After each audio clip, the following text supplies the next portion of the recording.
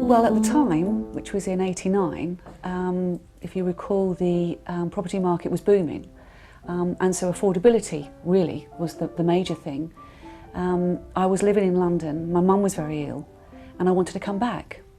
So we were looking at what it was that I could afford, and flats were the only thing that was affordable. I wanted to buy a flat because, well, when I first moved here, you know, being on my own, I couldn't really afford to buy a house, and I wanted to own something. I got really tired of just like pouring money down the drain, as rent is, I think. And also I wanted the freedom to just be in my own home, and however great or small that is, just be able to paint the walls whatever I want, just that freedom.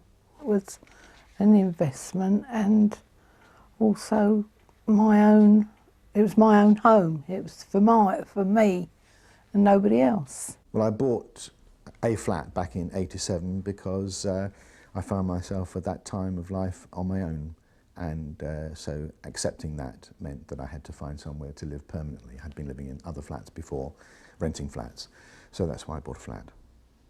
As a single person living in Brighton, a flat was the obvious thing to buy. A house would be too expensive and too large for my own needs. I didn't realise that becoming a flat owner, which I thought empowered me, meant also becoming a leaseholder, which disempowered me.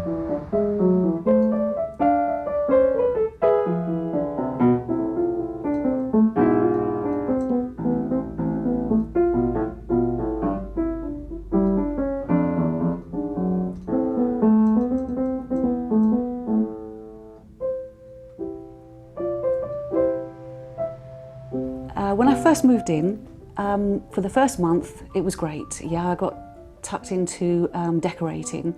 Didn't have to do very much, but that was lovely, and it was the summer holidays. I worked at a school at the time, so I was able to have the time, and I was also visiting my mum in a hospital. And that was great, it was lovely.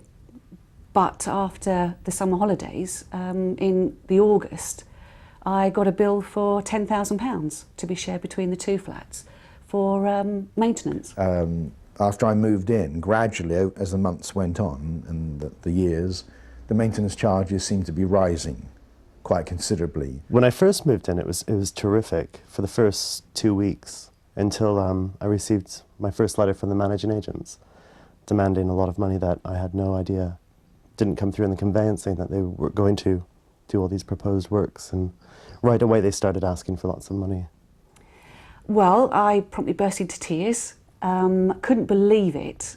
I remember that when we bought the flat, part of the survey included searches into the maintenance fund, etc. And there was a letter that the vendor's solicitor had produced that we had seen, which said that it was due for every 7 years, it would be, the building would be painted, rendered, or whatever needed to be done. And that was coming up, so we were to expect that, but it would be about £1,000. And I actually got £500 reduction on the asking price as part of my contribution towards this cost. So I kind of had £500 left back to pay for it. But obviously when it came in at £10,000, I just thought this is not right, this can't be right. Phoned back at the solicitor and they said, oh no, don't worry, it must be a mistake. 10 years later, this mistake was still carrying on. At times I felt really uncomfortable in my home. I mean, I absolutely love my home. And there's been times when, you know, just getting the post has been like agony, and I'll see a letter and I don't recognize where the letter's from. Just panic, I can't look at it for 3 days or something. Experiencing things like that I never ever experienced before. They threaten you with the fear of losing your home, and it's a horrible thing, and they've got the upper hand because everybody's afraid of losing their home. This is the first time I ever bought a flat, and I want to keep it. Within a short time of coming here, the maintenance has been increased 700 and upwards to over £1,000 now. We have managing agents that are so totally inefficient, and we have no way. We have approached the freeholder to try. We have told him that we are not happy with the managing agents, and he just will not listen. And he says he's quite happy, and we just do not have any control over this at all. We have no control. It's quite a shock, and it's appalling that, you know, 4 of us live in this building, and yet one person who I've never ever met, who's never stepped foot on the property, has so much control. It's just so unfair. What was so awful was that it was totally out of my control. I had no control over anything.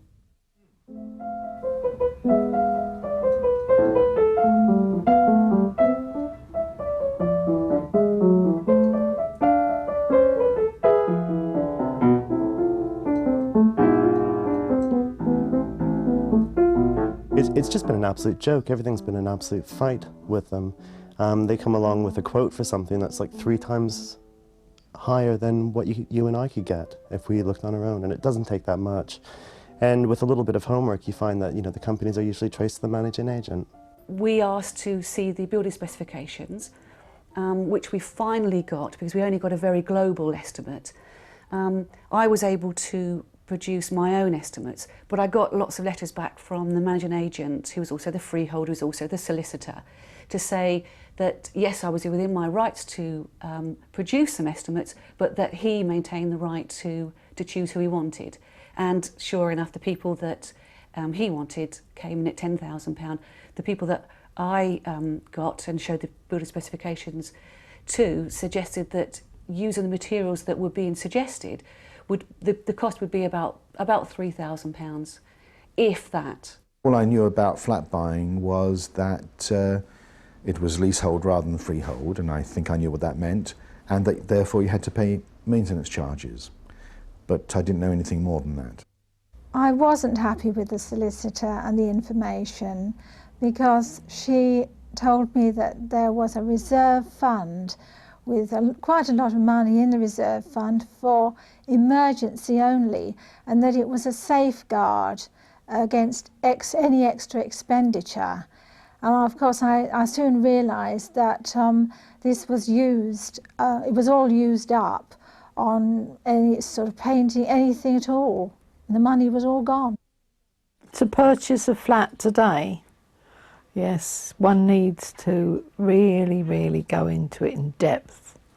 Check your managing agents, thoroughly get somebody to go through your lease, and make sure that if you're going to have leasehold, that you haven't got any snags in it that's going to come very expensive at a later date.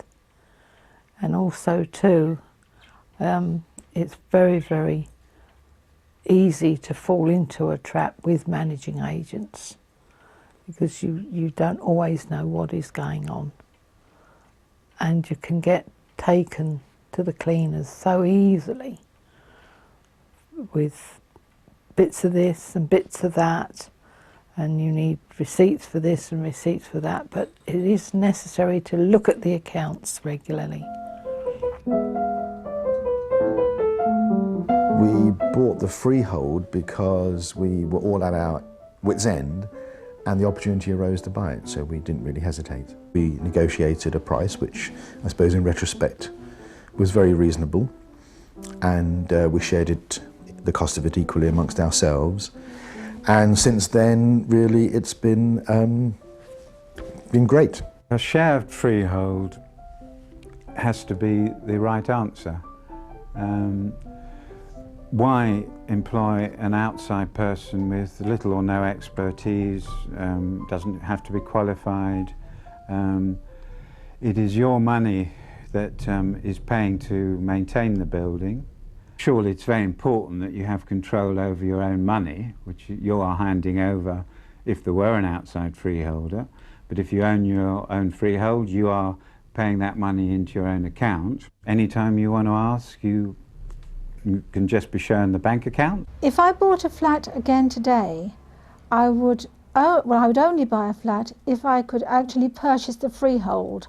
And this would enable me to have some control over the maintenance and the running of the flat itself. Owning the freehold would be a godsend to a lot of people because there's such a lot that needs to be changed.